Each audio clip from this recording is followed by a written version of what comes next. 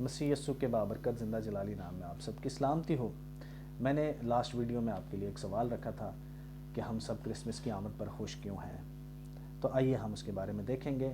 ایک آیت ہم دیکھیں گے، یسایہ نبی کا صحیفہ، اس کے نام باب کی 6 آیت پر ہم غور کریں گے۔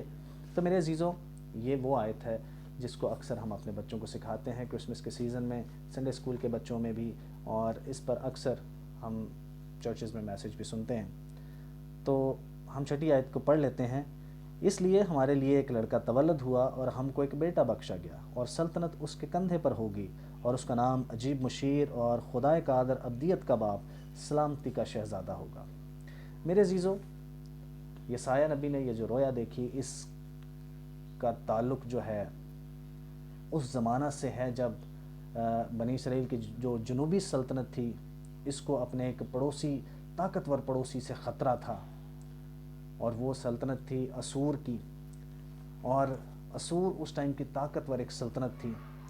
لیکن جب یسایہ نے اپنی قوم پر نظر کرتا ہے تو وہ دیکھتا ہے کہ ان کو خطرہ صرف اسور سے نہیں ہے، ان کو خطرہ جو ہے وہ اپنے گناہوں سے ہے، ان کو خطرہ اس نافرمانی سے ہے جو یہ خدا کی نافرمانی کرتے ہیں۔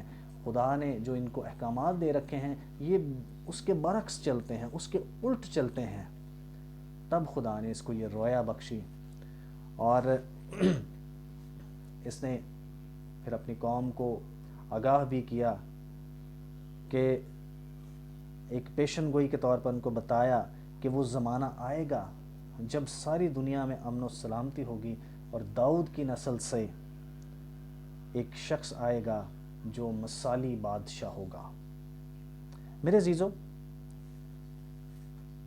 اسی لیے یہ اس کے لیے 4 ٹائٹلز دیتا ہے۔ وہ کہتا ہے کہ وہ عجیب مشیر ہوگا، وہ خدائے قادر ہے، ابدیت کا باپ ہے، سلامتی کا شہزادہ ہے۔ وہ 4 ٹائٹلز یسوع مسیح کو دے رہا ہے، جس میں ہم پہلے اس پہ بات کرتے ہیں کہ وہ عجیب مشیر ہے۔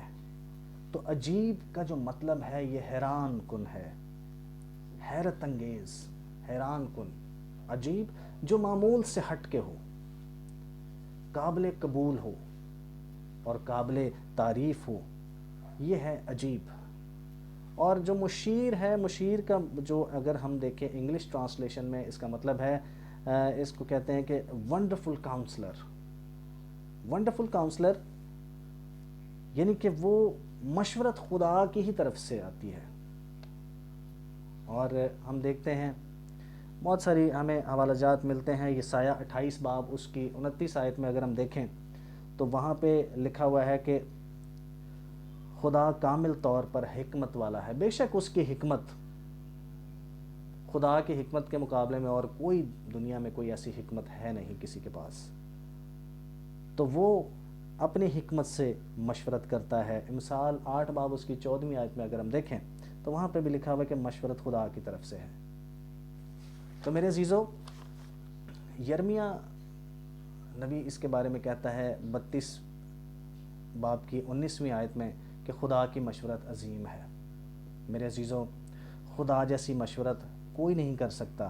اور جس لڑکے کی وہ بات کر رہا ہے کہ جو لڑکا آنے والا ہے، خدا کے کاموں کے لیے آ رہا ہے، وہ لڑکا جو آ رہا ہے وہ الہی ہے۔ وہ شروع سے ہی طے ہو چکا ہے کہ وہ کیا ہے، وہ الہی ہے۔ خدا جسم لے کر دنیا میں آ رہا ہے۔ تو عجیب لفظ ہی خدا کے لیے استعمال ہو رہا ہے، کیونکہ معمول سے ہٹ کے ایک بات کی جا رہی ہے، اور جو عجیب لفظ ہے وہ ہمیں دکھا رہا ہے کہ یہ معمول سے ہٹ کر ایک بات ہو رہی ہے۔ اور دوسرا جو ٹائٹل وہ دیتا ہے وہ ہے خدائے قادر۔ وہ الہی ہے، وہ خدائے قادر ہے۔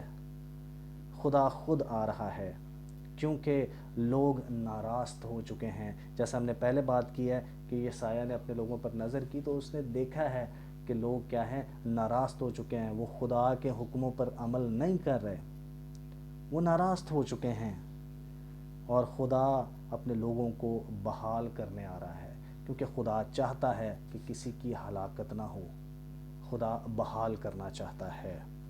میرے عزیزو، یسایہ 44 باب اس کی 6 آیت میں لکھا ہوا ہے کہ خداوند ہمارا مخلصی دینے والا ہے، متی پہلے باب کی 21 آیت میں بھی لکھا ہوا ہے کہ تو اس کا نام یسوع رکھنا کیونکہ وہ ان کے گناہوں سے ان کو نجات دے گا۔ بے شک وہ ہمارے گناہوں سے ہمیں نجات دینے آیا ہے، اس لیے خدا نے یہ پلان، یہ منصوبہ بنایا کہ وہ جسم لے کر زمین پر آئے گا اور میرے اور آپ کے لیے مخلصی کا، چھٹکارے کا، کفارے کا کام کرے گا، اور ہم آزاد ہو جائیں گے۔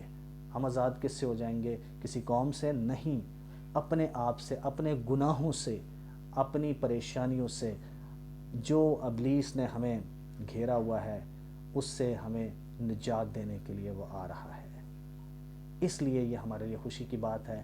تو باقی جو 2 ٹائٹلز اور ہیں اس پہ میں نیکسٹ ویڈیو بناؤں گا اور ہم ضرور اس پہ بات کریں گے۔ Thank you.